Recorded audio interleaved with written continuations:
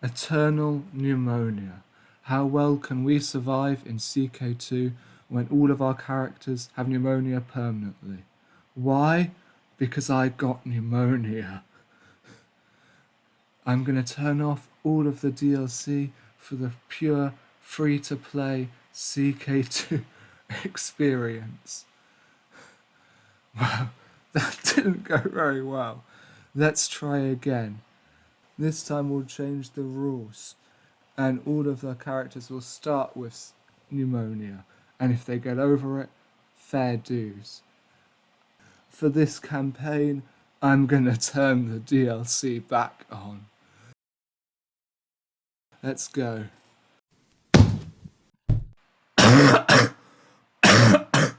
Welcome to Crusader Kings 2. We're going to start as a random ruler in the Iron Century. Lots of stuff going on.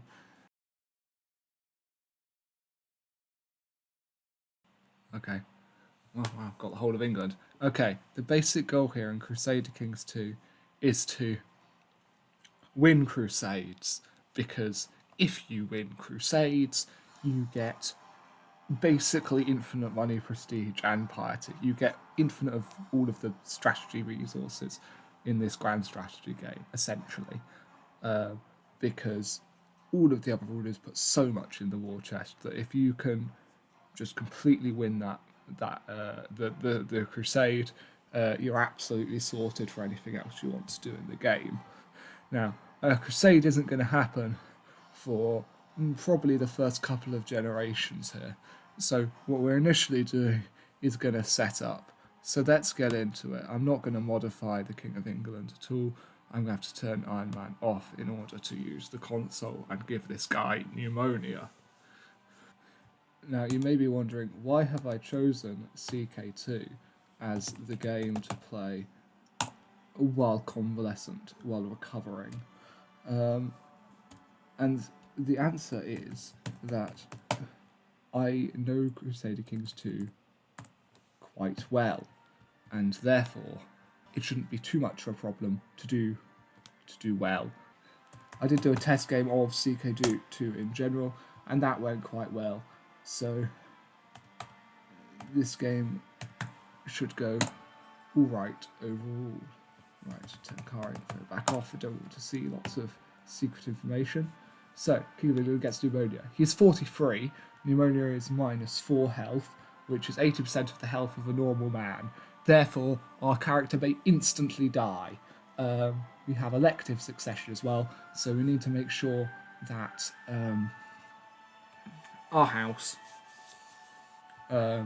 is elected successor. None of our other vassals get elected successor rather than a member of our house.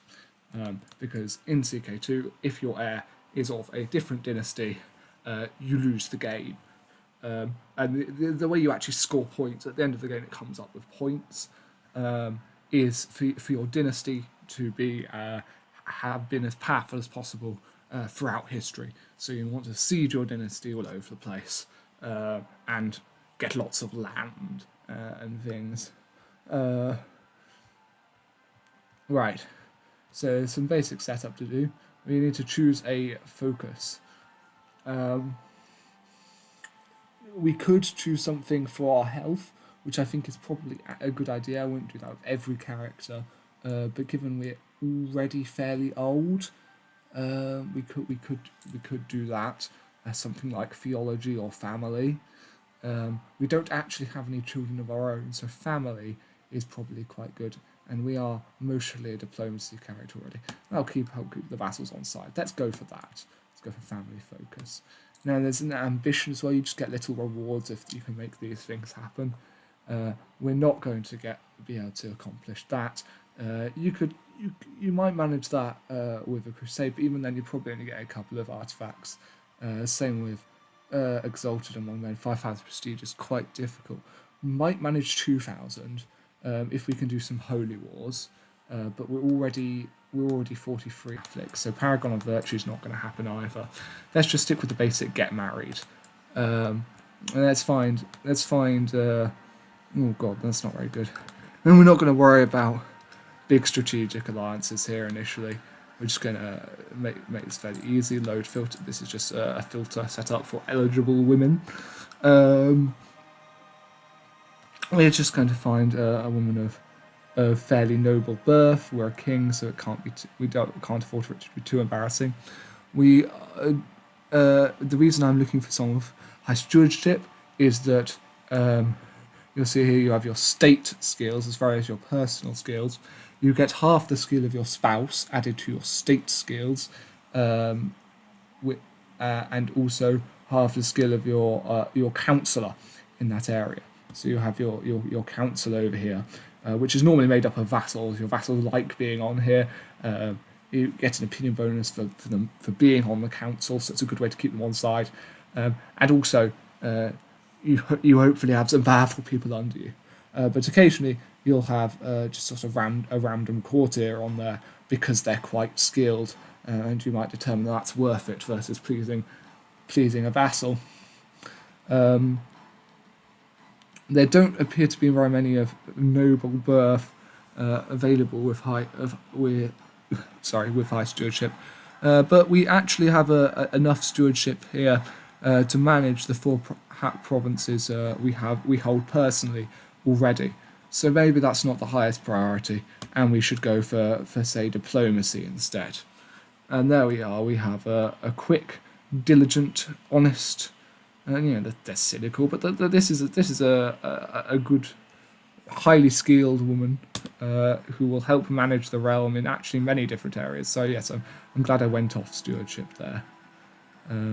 We could invite them to court, but I can probably marry directly. They're not a noble though, so this could probably tank our prestige. This would tank our prestige. But I think they're worth it, so I'll invite them to court. So their current lord won't let us marry them, but if we invite them over and they come over, then it doesn't matter what their previous lord says, because they're now our courtier. So the marriage will go straight through. Train troops. Basic things you can do here with some of your councillors is there's a technology option for each of the 3 areas of culture, economy, and military. That's generally you don't use that. That costs quite a lot of money if you get the successful event that gives you the ability to get a bit more research, a bit more technology. So that's something you use a bit later in the game. Once you've just got a big pile of cash and plenty of armies, you're not worried about the amount of troops. You're not worried about revolts because, again, you have plenty of troops, and you're not really worried about money either, and etc. etc. There's sort of your backup option. So for right now, we'll just go train troops, increase our personal power a little bit. We'll collect taxes as well, all in our capital. That's where we'll get the most value out of it. We're quite a big realm, so often you will study technology with your spy master, because you can just send them off and. So, for example, this event here, you get this event here. So in this case, it's a 26% chance yearly of just getting 50 technology points in one of these areas. So that's quite good. However, once you get to the realm size that we're at, scheming is generally a good idea. This helps you discover plots. See there, 39% chance yearly of discovering a plot. So if people are plotting against us, plotting against each other. This could give us reasons to imprison troublesome vassals, and also, discover if someone's trying to do something against us before it happens. So that's quite a good idea at this level of realm size. Proselytizing. Oh, blimey, we do actually have options. So often you won't be able to proselytize because you've already been converted. It's not needed very often. You use it when a heresy pops up, otherwise the Pope gets very angry at you. And after you've done a holy war to convert the land. But let's see, that's probably Germanic, isn't it? Yes, Germanic. So we're still quite early on in the history of England. So there's still some Norse things going on. That'll be Danelaw up there. But we have united England under the Anglo-Saxons by this period. Well, as you can see. So yes, let's go and convert this. and we actually control York personally. So we control this Duchy of York, which is this higher tier title. So we can see we have these small count tier vassals directly under us in this area, and we control the county of York personally. So we'll convert the bit that we personally hold as a priority. That will help with revolts, for example, different culture, different religion. There's 4% chance of revolt. They're generally only a minor inconvenience, but if all of your troops have just been lost to a big war, and you get different sort of revolts going on all at once, it can be a bit more problematic. But generally, it's just a couple of thousand of peasants, and they're not very effective against proper troops. Right, so we've got a marriage lined up. Most of our things are going. Oh, I'll just get my chancellor pleasing one of my other powerful vassals, Mercia. There we are. We'll get our chancellor working on making Mercia like us more, and then we'll just let some time play here, because I'm conscious. I want to have some things to happen. So we shall marry this lady. And we'll recover some of that prestige. So we've only lost 100 prestige from that marriage, which I think is certainly worth it. Oh, blimey, what's this? Oh God, we're getting cold feet about this lady that's married to. No, you're not a chancellor. You just look remarkably similar to him. No, you don't. Okay, I'm just mad. Okay, well, this lady, who's the wife of one of our vassals, we apparently want to have an affair with rather than getting married. I think we'll steer clear of that. Right, and we've survived having pneumonia actually, which is quite good. There we are. We had a decent age with us. If we do end up playing as an old character and I immediately give them pneumonia, they will almost certainly die. And if someone gets pneumonia twice, they tend not to pull through multiple times. As I saw in my previous brief attempt, seen in the intro. So we'll get on with this. When I woke up, I could still. Oh, blimey, he's really going for this, isn't he? Right. Well, if I couldn't have taken stressed because it's a -1 health if we still had pneumonia, but given we miraculously recovered the day before he had this fort, actually I can because he won't immediately die. So I'll go with that right instead because I don't want to cause too much discourse here. And we've got plenty of siblings for arranging alliances. That's good. And the heir to the Kingdom of Ireland, well, that's perfect. He's done all the work for me. That means I don't have to sit around there looking for good alliances. Yes, right. That'll just be a non-aggression pact automatically. We could propose it to be upgraded to an alliance, which he will accept. But I don't think I need the troops right now. And, well, Arles is probably going to be invaded by someone soon. So I think I'll steer clear of that until I have a bit more of a pressing need. I can always send him a little bit of gold to convince him if he's not so keen at that time. Right, new ambition, having successfully got married. We could show our ability to manage the finances well by just letting this tick up a bit, and I think I'll do that. So we'll just let time play a bit. Oh. And he's got ill, so he's now stressed and ill, which is only half as bad as pneumonia, so overall, so he should be fine. Oh, blimey. Well, I don't know what happened there. I missed that. Right, we have some raiders up here. We can't really knock them out with just this levy, so I ought to send someone up. They're going to sit there and take some gold, so we're taking this unprotected gold. But they don't have enough men to siege it down, so that's all they'll get. But that's all. But I mean, yeah, that's about 20 gold they could be stealing. I mean, it's from our vassal, not us directly, but still, that's quite a lot of money. I would like not going out of my kingdom into someone who is going to be continuously attacking us. lest they are stopped. Oh,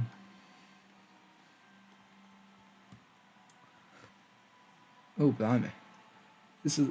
Wow, a lot of scandal, isn't there? Yeah. I'm not going to expose him, because this is my Chancellor. This is the right one this time. But... yeah, I don't see any... I don't really want to anger my Chancellor. He doesn't really like me already. And he'll be very ineffective if he's not a fan. I could have sent more troops. That was a bit close, but it turned out alright. The more troops you raise, the more you have to pay to maintain that army. So I didn't want to raise too many. That's what's happening. So yes, during the 9th century, lots of places are being converted to Catholicism. There's a big old turnaround. Now, Kingdom of England, we could declare war on this guy, because these are de jure part of the Kingdom of England. De facto is the way things are, de jure is the way things should be. So this is what these should be part of the Kingdom of England in the public consciousness of the general nobility, essentially. So that would justify us going to war with him. He's currently attacking a Viking in a holy war. Well, not a Viking, but maybe. Anyway, we could just nip in there and steal a bit of land. I might go for Cumberland, actually. Yes, Cumberland looks a bit more valuable, and it'll cut off this bit from him, which doesn't really have much of a gameplay effect unless you set exclave laws on in the game rules. But I don't know. Surrounding it seems thematic. Right. Do I need to raise my vassal levies? Yes, I do. He's got quite a lot of troops, so I'll need some help from my vassals. I can't do it on my own. Let's go back to terrain view. Looks a bit prettier. And get all our forces together. My wife's pregnant. Excellent. Now, we'll have to get some fairly good leaders on here. And I'll go on there as well, get us some experience. And also, it gives a morale bonus to your troops for you to be there personally. Our commanders aren't that much better than us. Right, we can charge straight up there. I'd like to knock out his troops as early as possible, really. But that doesn't seem really to be possible at all. Okay, then, so we'll just siege these places down. We could assault, but we'll lose a bit more troops by doing that, so I don't think I will.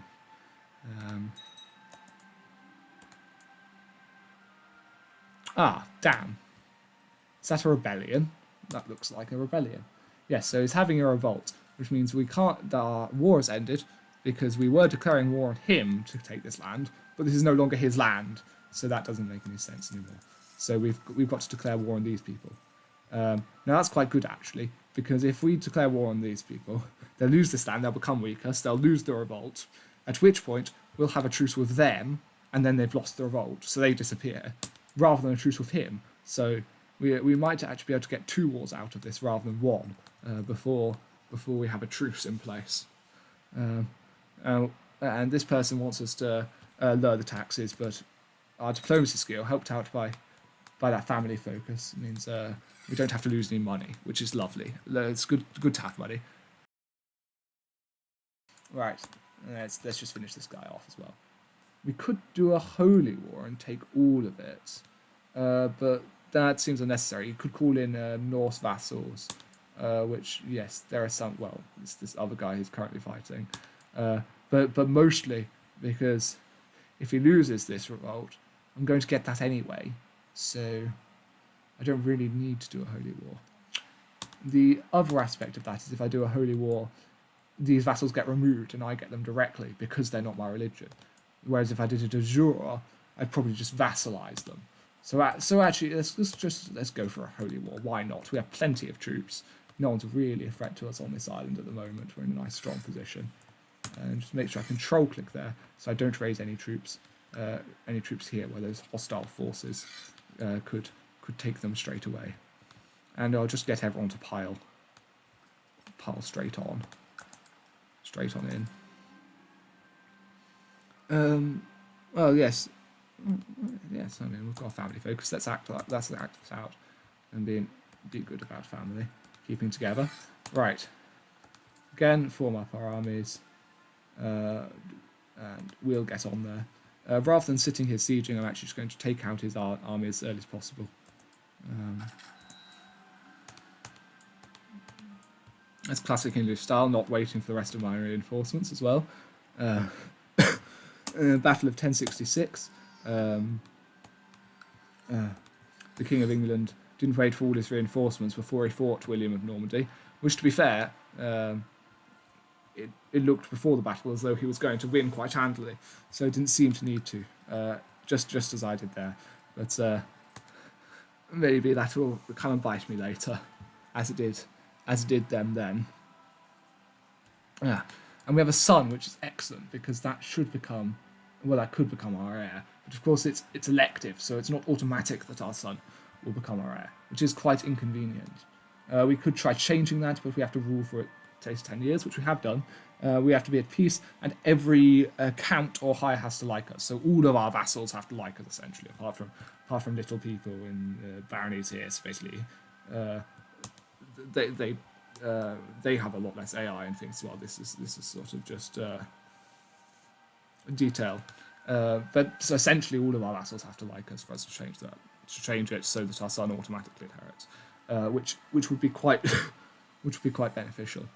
To ensuring that our dynasty is our heir, and therefore we don't lose the game immediately. Because if all our characters have pneumonia, we could suddenly die as another character, and thus lose the game quite unspectacularly at some point. Right. Well, I don't really mind what you're called. Let's just call you Boar. Similar to what you've got, but easier to pronounce. Right. And they've got a dangerous faction here. So this is people that want to revolt once they're strong enough to revolt. Currently they're not, and they'd like to replace us. So this is quite problematic. The Duke of Kent. Well, do we know of any plots? Our Plymaster has discovered a few plots. The Duke of Kent is leading a plot. So this is what I was saying before about scheming being quite useful realm of this size, because it gives us reasons to imprison. So we can attempt to imprison him because he is the leader of a plot. If someone is just backing a plot, you can't imprison them automatically, but you can ask them to leave the plot and stop backing it, and if they don't, then you have a reason to imprison. So in this case, we have 50% chance of successfully imprisoning him. If we don't, then he will revolt against us, and because he's quite a small vassal, well, relative to us overall, we will then be able to defeat him and then seize his lands as a rebel, which will put down this dangerous faction before the big revolt kicks off. So that's what we'll do after this war. We just have to be careful not to lose too many troops in this war, otherwise we'll be in for a bit of bother.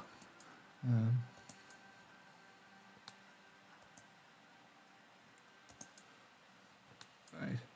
Oh, a marriage offer. Our courtier, the commander of Scotland. Yes, why not? They don't seem particularly important. Right. And I imagine you're all married off. Yes, so I can't get an alliance to Scotland with one of my other siblings. That's all right. And this is going fairly quickly. So we're not quite finished yet, but another battle should do it. So these give us bonuses to fighting when we are commanding troops. So these are quite good. We're not educated as a commander, but we're decent at it, which is all that really matters. So infantry and lightfoot. It really depends on what kind of troops we've got. We could go for a terrain one, rough terrain, but there appear to be a lot of plains around here, not farms, not hills. I mean, up in Scotland, of course, there are hills. That's what we're fighting in. That's why it's an option at the moment. But I think generally for us, that's not really ideal. So let's look at what troops we have. We have a lot of heavy infantry. that really a remarkable amount of heavy infantry. So I think we should specialise in that, because those are already quite good troops. So giving them a bonus should really shore us up. Now, this suggesting this is going to give us brave tells me that it's bad. Yes, it's unavailable because we're a worse Judah. Right, so we're terrible because, well, we're stressed at the moment. Is that what's doing it? Yes. So we're stressing, and we've got really no combat training at all. Nothing beyond an average noble. So we are below average in combat skill. And this person is above average because they are a giant Germanic warrior. And we're not really very good. So that's not a good idea, because if I die at this point, it'll be inherited by this person, who isn't terrible, and he's young, but I think I'd like to get going with this character for a bit longer, because we've got factions going on, and switching to a new ruler is not a good idea in terms of revolts. So we'll just go with that one. Oh, we got brave anyway for being injured in battle, so that's lovely. We can finish this war, and we get all of that land. We'll have also finished this guy's revolt for him, which is very convenient to him. Although I don't think he'll appreciate it very much, given we were going at war with him. Okay. And this is a bit of threat. This is a mechanic that people will team up against you if you end up taking over the world extremely quickly. But we don't really need to worry about that. This is because we've just taken a lot of land, so we have more land that we can personally control. Yes, these are all just problems about land. Okay. So you can see here, we have these little bishoprics here, and we have these two big counties. Now, I'm just going to automatically generate vassals for these. I could do this, find people personally for this, but I don't want to spend too long doing that. And because our state stewardship isn't quite high enough for us to hold all 6 of them, we can hold 5 now that we've got a wife rather than 4, helping out managing the domain. But yes, so in fact, I think what we should do is hold Cumberland and give away York.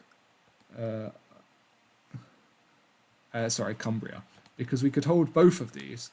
We're only 1 over, and then we can make one of these vassals very happy by giving them the duchy. So I think let's do that and give ourselves a powerful vassal ally. Right, and this one's better, and it'll balance him out, because then he'll have 2 counties, and this guy will have 2 counties as well. So we'll give it to this one, who's quite skilled. How skilled is his heir? Not very good, but no worse than this guy. Okay. Right. So, Duchy of... Oh, God. We don't actually have the Duchy of York. Well, that's a shame. Forming duchies is quite expensive, so I'm not sure it's... We could create it. It costs 173 gold to create that title, so we could grant it out. So I think rather than doing that, I will just give him the Duchy of Northumbria, which is just this one vassal here, and then I'll just give him York as well. That won't make him too powerful, because we've already got some other quite powerful vassals here, like East Anglia controls a lot of land. So I'll give him this other title, Duchy of Northumbria, which just gives him that vassal, and then I shall just transfer this other vassal and give him this land, as though he was also Duchy of York. And eventually, when he's got enough money, he might create the other duchy title for himself and be a double duke. But we'll see later. So now we're back within our limit. And can we declare any other wars? Well, we're not against you, because we've got all of that land quite quickly. So now what we probably want to do is fabricate claims. So that's the other thing your chancellor can do, rather than just making people like you, which is quite valuable at the moment given this faction. Ooh, blimey. Yes, okay. They can also fabricate claims on places, which is a little bit slow, but will give you after a while will give you a claim on a place. As though you had a legitimate reason to evade, you can just grab it for yourself, which is quite good if you get a bit stuck and you can't invite claimants to your court and grant them lands and then claim it on their behalf and make them your vassals, which is a good technique if you have lots of land, a lot of land to hand out. But at the moment, there are probably not very many claimants because the game's not become very populated yet. There's not been lots of children inheriting claims and things from titles being passed around. So, who was trying to do us dirty? Well, Kent's where most of this power is coming from. So let's imprison him. Ah, drat, we succeeded. Well, that means he can't rebel, and so we can't take all of his stuff, which now means, unfortunately, he just dislikes us more. Well, I'm not going to let him out, because not to say I've not got a reason to revoke his titles. If I let him out, my vassals would like me a bit more. +9 for releasing a duke, +6 for releasing a count, because I'm merciful, I'm not taking any action against him. But I don't think I'll do that, because then he'll just revolt with quite a bit of power. So I think what I actually do, because he's an old man, is I'll throw him in the oubliette, -2 health. Hopefully he dies. If he doesn't, at least he's stuck in prison, so he's not revolting. And then his heir is a little tiny child who is stupid and also 0 years old and sickly. So if he inherits, he won't be much of a threat revolt-wise. The lands will be generating much less troops. Well, it'll depend on the regions instead, but it'll be a lot weaker. So there we are. That's immediately weakens the faction to the point where it's completely irrelevant, and other people have now left. Now this person claims they would be a much better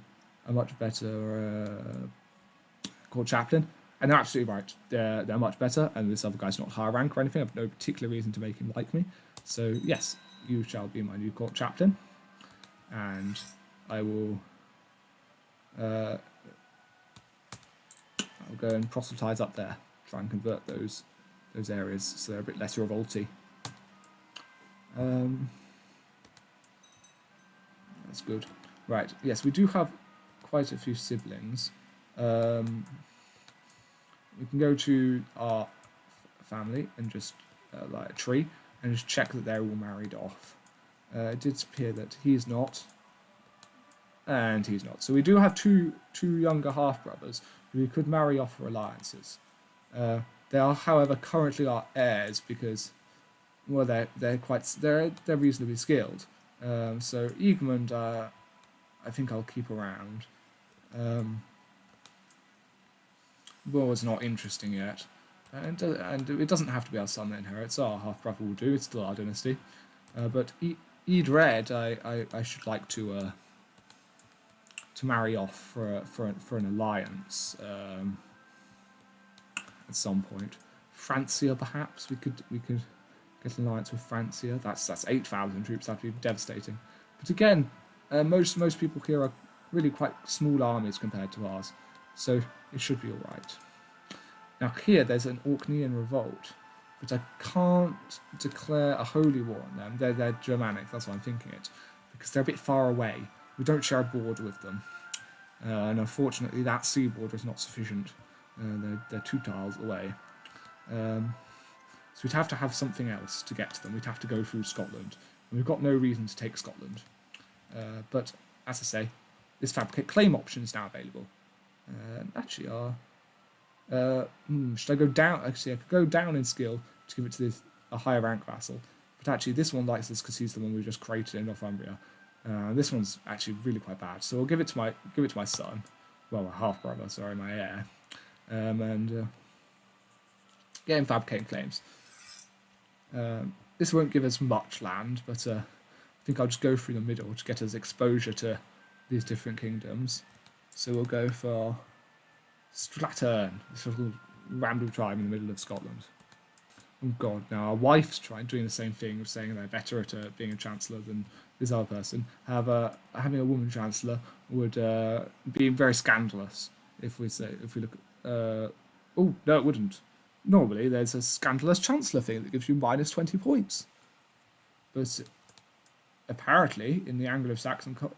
Oh, it's because they're a spy master. They're not officially a councillor. Yes, so for any other council position, if she was saying we couldn't make her the marshal, that would be scandalous. Yes, so that would lower all of our vassals' opinion of us by minus 20 for a number of years. So that would be a very bad idea. But actually, that's perfect because our wife quite likes us, and now she likes us even more. So a spy master that likes you isn't going to help assassinate you, and will be more willing to help stop other people assassinate you. So that's all turned out quite well, and she is more skilled.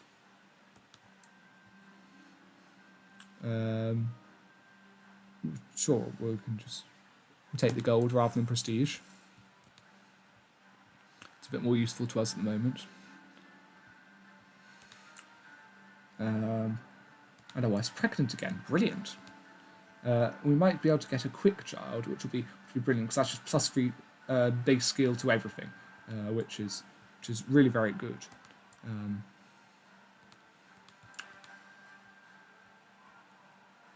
Now we just wait. We could go for claims against Wales, fabricating claims over there. These provinces are a bit more valuable, but mostly I'm thinking of the opportunity for holy wars up here and taking out all of these tribes. I think there's more late opportunity there overall. Now betrothed can marry, yes. So that's the offer from earlier about our half sister marrying the heir to the kingdom of Arles, which is very nice. And we're about to hit our 500 gold target to get an extra stewardship for being very careful with our money. Oh, it's another person with same name suggestion. Let's go for a different one. Come on, be more. Ooh, blimey. Ethelbert. Sure. We'll go with that. Wants a different name. Don't want all my children called the same thing. And yes, why not be a nice person?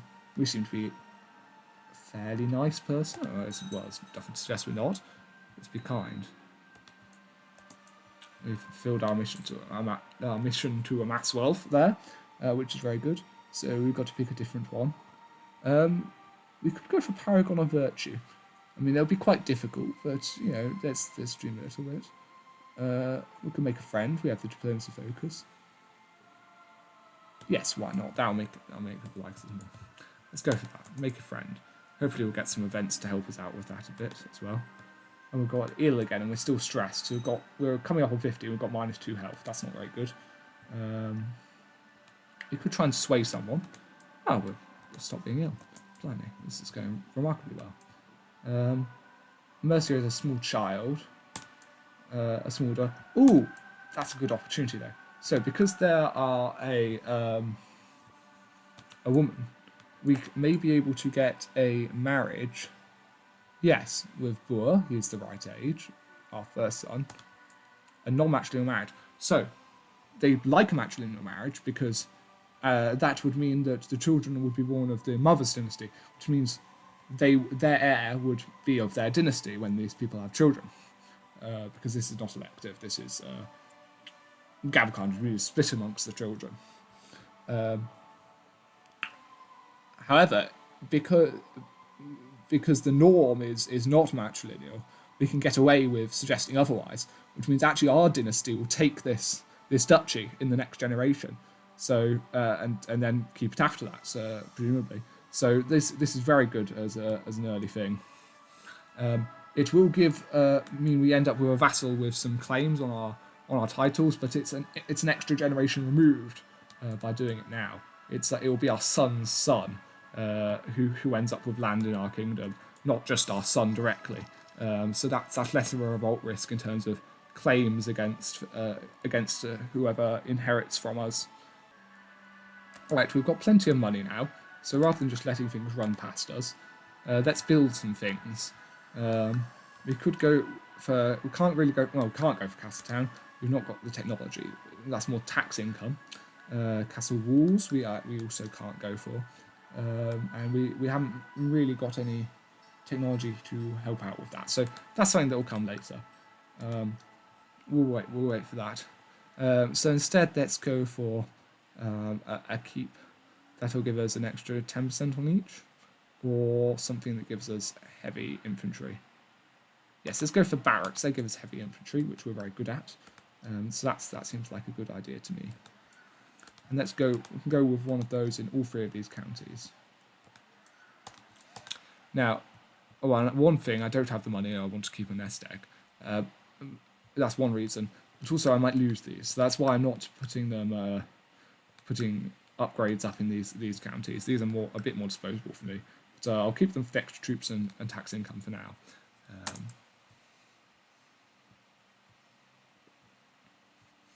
It's good to keep your power centralized. They also get a bonus for being in your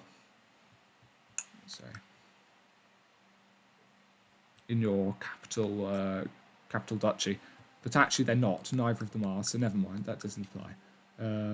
So normally you'd keep all your counties in. They're actually spread across 3. Normally you'd keep all your counties in one capital duchy, and then they get a bonus to how many troops you get from them. So there is an in-game incentive to centralise. We could pay a lot of money to hold a grand tournament, which make all our battles like us. But actually, we've not got really any revolt problems anymore. That's all cleared up. So let's just leave that.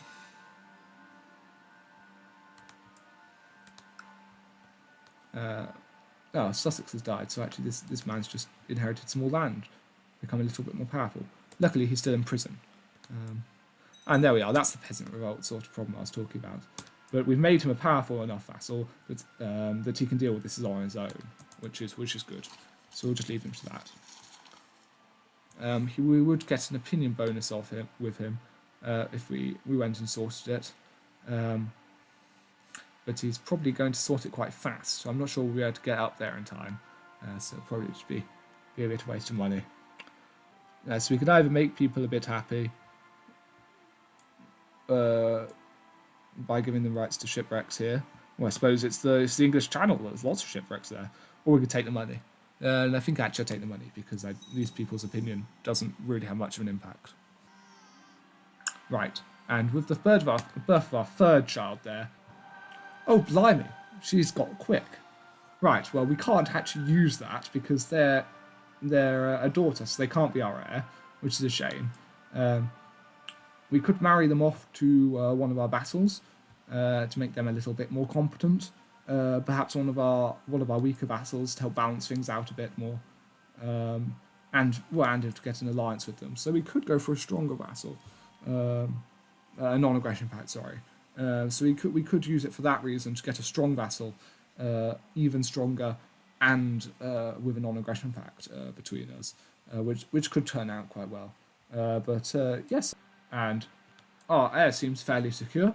I think that's where I'll leave it for this first episode. So hopefully this will be an interesting series of people suddenly getting pneumonia in the middle of every succession crisis. Hopefully that will lead to some fun antics later. And for now, that's a bit of building up. Right, see you next time.